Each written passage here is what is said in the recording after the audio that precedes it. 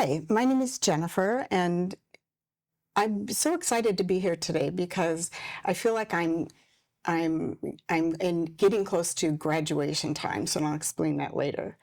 But my story starts about 3 years ago when I was diagnosed with invasive intraductal carcinoma of the left breast, and this was after a normal mammogram.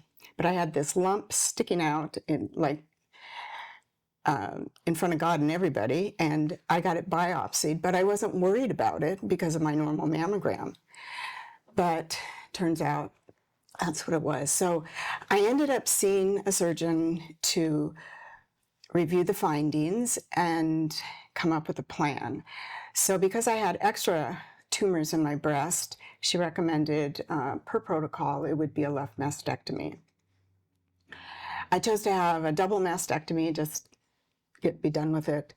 And so going into the surgery, I thought I would be, they told me I'd be a stage 1 or stage 2. But when I woke up, she said she was surprised to find 8 out of 10 positive lymph nodes, which puts me into stage 3. And by this time, I was like in perpetual fear, really, because my mother had the same diagnosis and she died from it. But the other thing is I was just angry. I was just angry because I had a very healthy lifestyle. I did everything you're supposed to do. Plus, I'm a nurse. I knew what to do. But it's not the first time in my life that, I learned that I'm not in total control of everything. But anyway, so I met with the oncologist who reviewed the protocol for my cancer. And it was 2 options. One was stronger than the other, so I chose the stronger option. And that was 3 drugs over 4 months with a month off, and then a month of radiation. So I had great support. I got through the whole thing, but I had horrific side effects and ended up in the hospital twice. But like I said, I got through it. So now I go into the maintenance therapy, and I meet with the oncologist, and she said I had 2 drugs to take. One is for 10 years, and then the other one is brand new that would offer me longevity of 2 years or more. So start with the first drug, and I went through 2 of them with really significant side effects, ending up in a specialist's office with testing and so forth. And there was another one for me to try, but I wanted to kind of wait. They wanted me in the meantime to start this brand new drug. And so the oncologist went over the side effect profile, and it's a typical kidney, liver dysfunction as well, but this one had lung scarring, and that scared me. On top of it, they want to monitor my red and white blood cells because they could drop. And when she told me that, I was just kind of flabbergasted. It was so incongruent. Here I am trying to recover from the chemo. All my labs are all over the place, and they're going to give me a drug that might lower my white and red blood cell, kind of like the very important thing in my body to recover from the chemo. So I told her I'd have to think about it, and I was going to get a second opinion. So I go to the City of Hope, and the doctor was wonderful. He comes out and he applauded my doctor. He said, I read your whole chart. He said, I wouldn't do anything different. She did excellent. She followed the protocol. So in terms of the drug that I was concerned about, he just dismissed my worries. And he said, we'll follow your lab, we'll follow the side effects.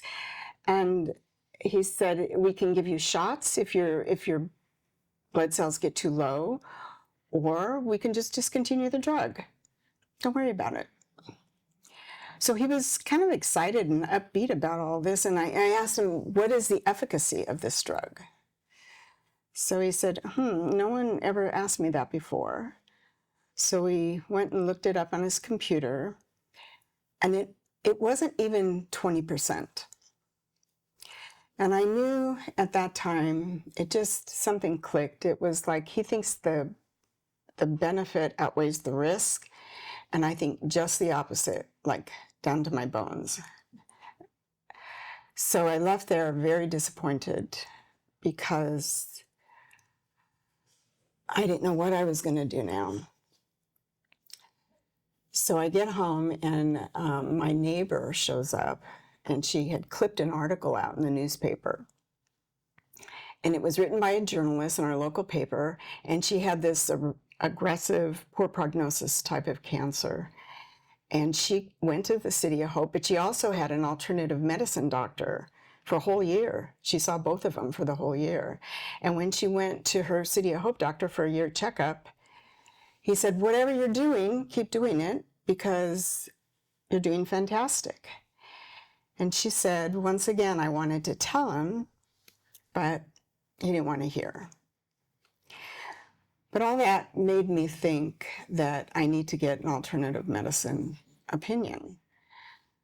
So I began my search, and really what I came up with was, I want to go to an MD because I want that treatment based in science, and I don't want to go back to corporate medicine because I know it'll be the same protocol under the guise of best practice, and that wasn't working for me. So I began my search. It was really overwhelming. I just can't even tell you. It was so overwhelming because I didn't know kind of what I was looking for. I was looking for integrative medicine, but I didn't know it. So one morning I get up, I go up the stairs, get my desk, get all ready to search again, and out of my desk blotter is this little piece of paper. It's like from a tablet. I still have it, and I'm going to frame it. But it said on there, Virginia von Schaefer, MD, with the address and the phone number, website, and it said integrative oncologist. And I thought, where did this come from? And I remember a year before, when I was going to have my surgery, I went into an infusion spa to have high-dose vitamin C because I thought it would give me a boost before my surgery.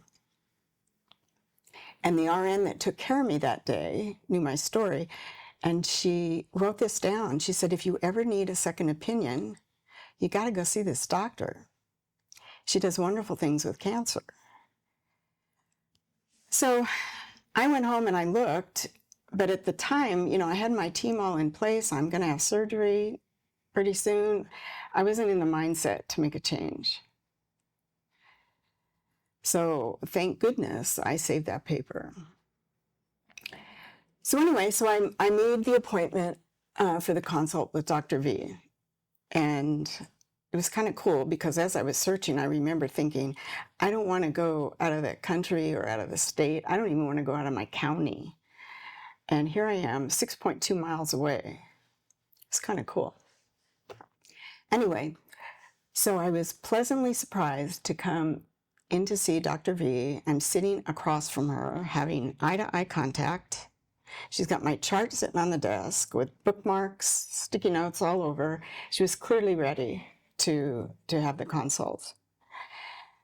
And, I told her what my concerns were. I couldn't tolerate the maintenance medication. I didn't want this cancer to come back. I had 8 out of 10 lymph nodes. Can you help me? And she said, I think I can.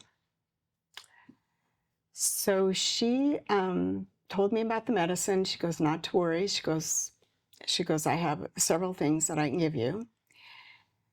And in terms of my lymph nodes, where most doctors would look at my lymph nodes and then they would look at the pathology report and then give me a statistic, a percentage of my prognosis, Dr. V was interested in the health and function of my immune system. she explained to me that the immune system is supposed to take care of these foreign invaders like cancer cells. So what's up with yours? There could be some foreign invaders in your bloodstream that maybe weaken the immune system and cause havoc, causing, cancer cells to proliferate. So it made sense, but I said, I'd never heard about this before. I don't kind of know what she was talking about. And so she says, well, there could be viruses. She goes, viruses can be in your body laying dormant, and even though you're not sick, they can play havoc with your immune system.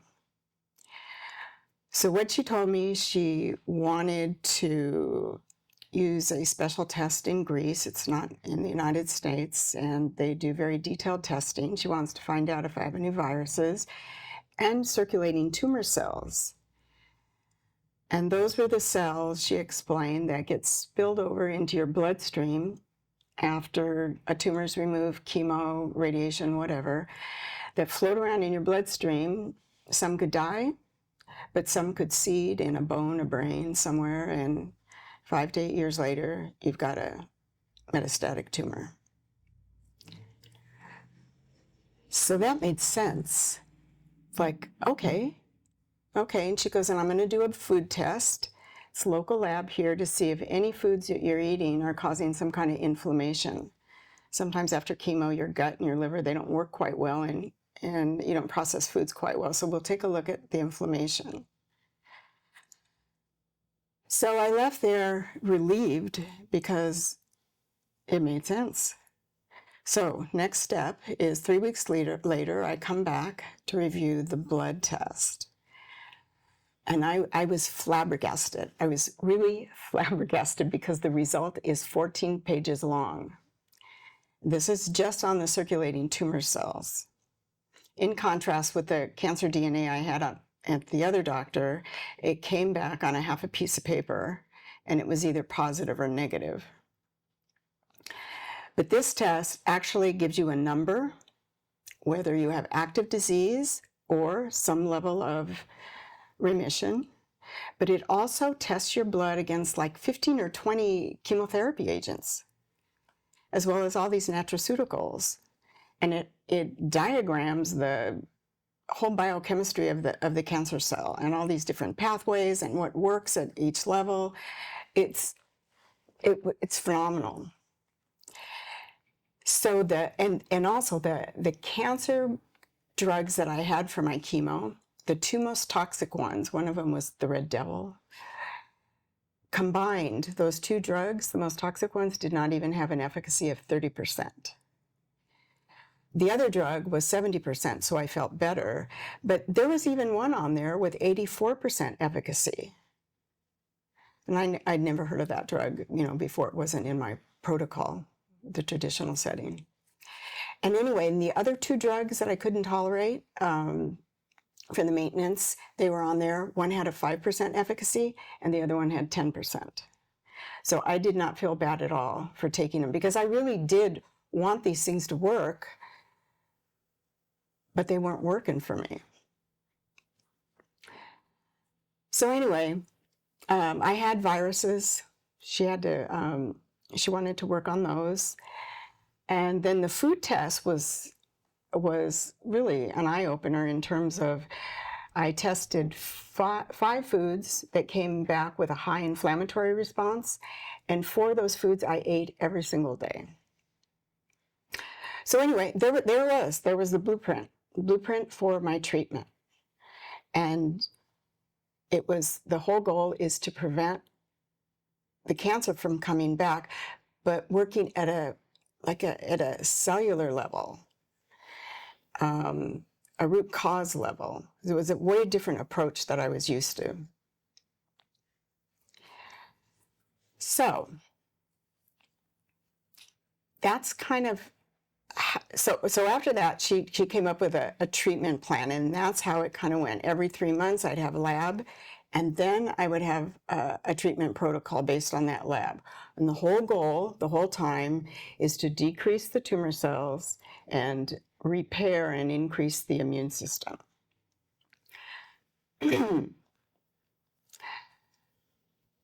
So in terms of side effects, I only had about 2, and it was like flu-like symptoms, very fleeting, come and they go.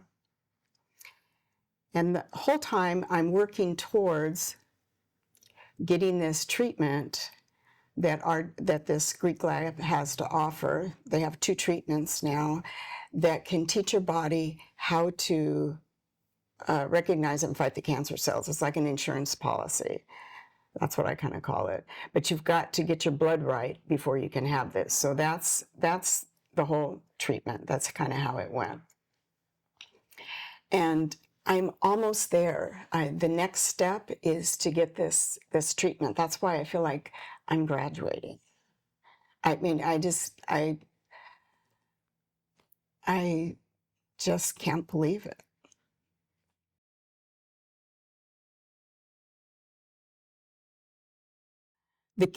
My cancer activity right now is, I've met the goals. The tumor cells are down and I've healed the immune system. The other thing Dr.V does is she does annual PET scans. And God forbid you have another pain somewhere, you might get another PET scan in between that. But she tracks you with the PET scans in the lab, and all of mine are negative.